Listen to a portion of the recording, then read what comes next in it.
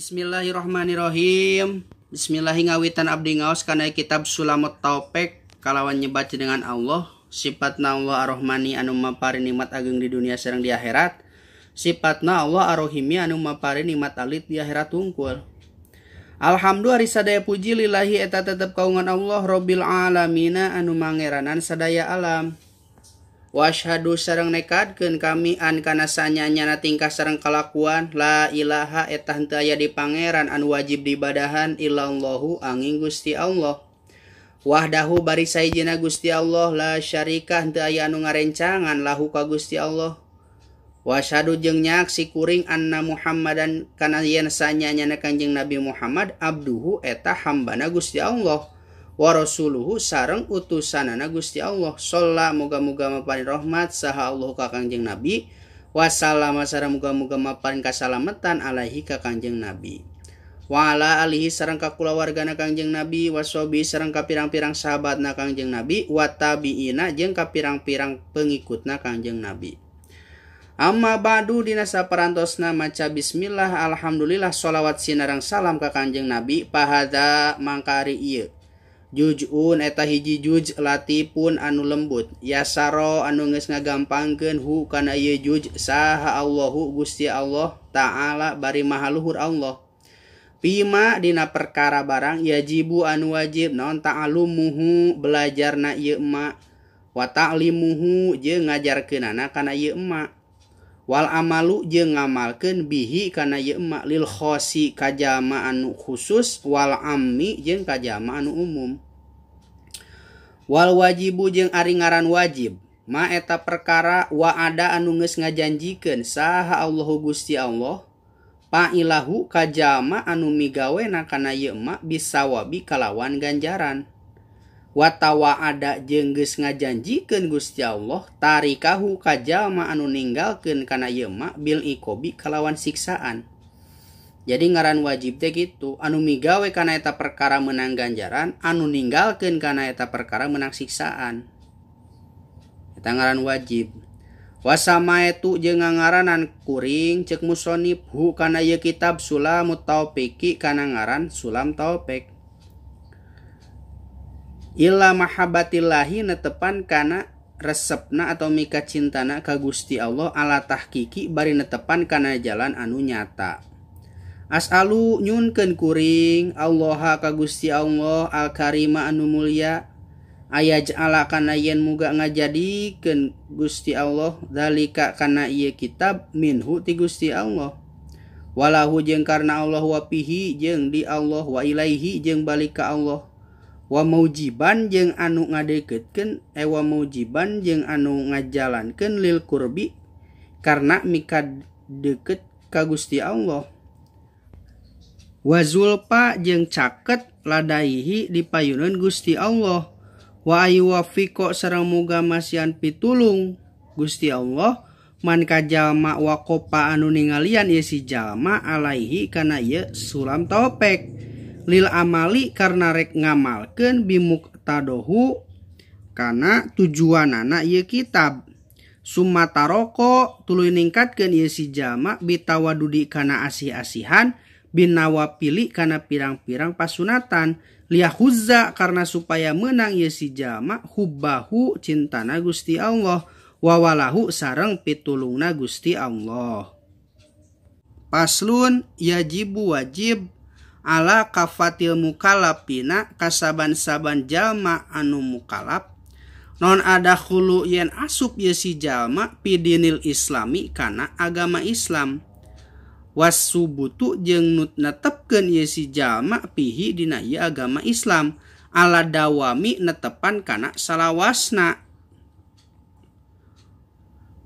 waltizamu ma jeung narima kana perkara lazima anu geus ngawajibkeun Gusti Allah kana ieu emma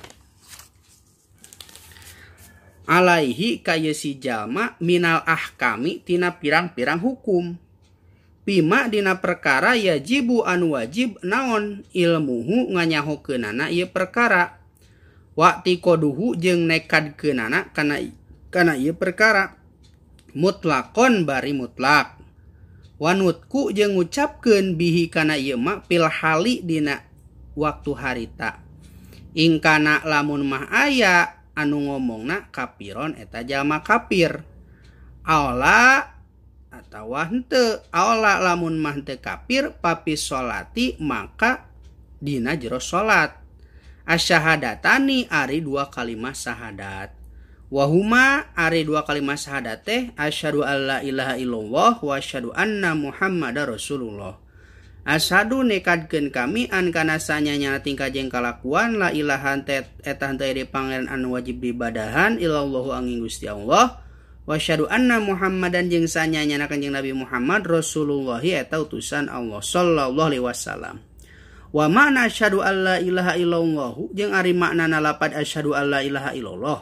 Anta lama eta yen kudu ngayakinkeun anjeun watak takidu jeung kudu watak takida jeung nekadkeun anjeun watu mina jeung percaya anjeun watasoddiqo jeung ngabenerkeun anjeun an kana sanyanya tingkah jeung kalakuan lama buda eta henteu aya anu wajib diibadahan bihaqqin kalawan sabenerna pil wujudi dina ayana illallahu angin Gusti Allah al wahidu anu sahiji Gusti Allah.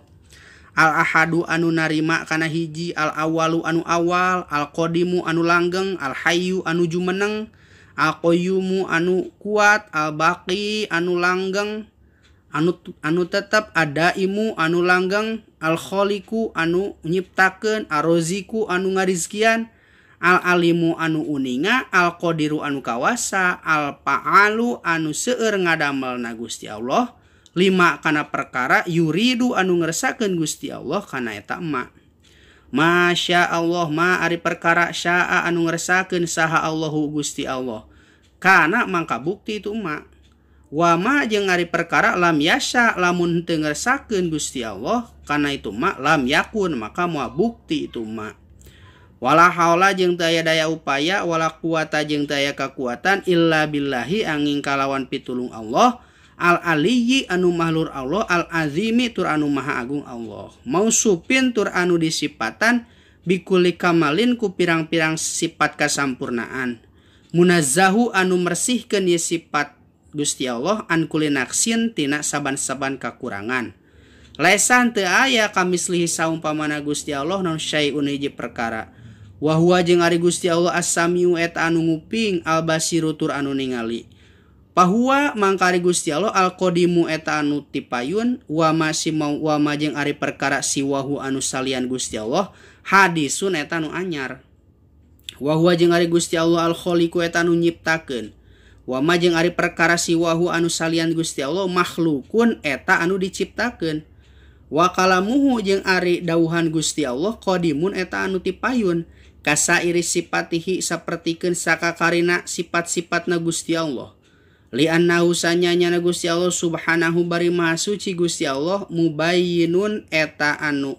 mertelakeun li jamil makhluqati kana sakabehna pirang-pirang makhlukna Allah bidzati mertelakeun teh dina pirang-pirang zatna wasifati jeung pirang-pirang sifatna wal af'ali jeung pirang-pirang padamelanana Subhana ma suci hu Gusti Allah wa ta'ala sareng mahalur Gusti Allah amma tina perkara barang yaqulu anu geus ngadawuh Gusti Allah kana ieu emma adzalimuna kana basa adzalimun yaqulu anu ngadawuh kana ieu emma saha adzalimuna pirang-pirang jalma anu zalim uluwang kabiro kana basa uluwang kabiro wallahu a'lam bishawab.